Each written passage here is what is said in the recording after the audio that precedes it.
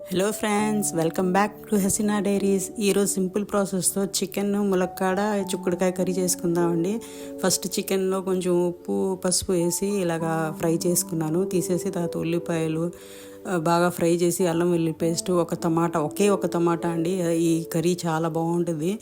ఇలా చేసి ఫ్రై చేసుకున్న తర్వాత ములక్కాడ చిక్కుడుకాయ అంతా వేసి కొంచెం ఫ్రై చేసి అప్పుడు చికెన్ చేసేసి ఇది బాగా మగ్గనిచ్చిన తర్వాత ఇందులో కారం, పసుపు, జీలకర్ర పౌడరు, ధనియా పౌడరు, ఇంకా కొంచెం డ్రై కోకోనట్ పౌడర్ వేసి కొంచెంసేపు మగ్గనిచ్చిన తర్వాత వాటర్ వేయాలండి. వాటర్ వేసిన తర్వాత ఇంకా ఉడకబెట్టుకోవడమే. చాలా బాగా టేస్టీగా ఉంటుందండి.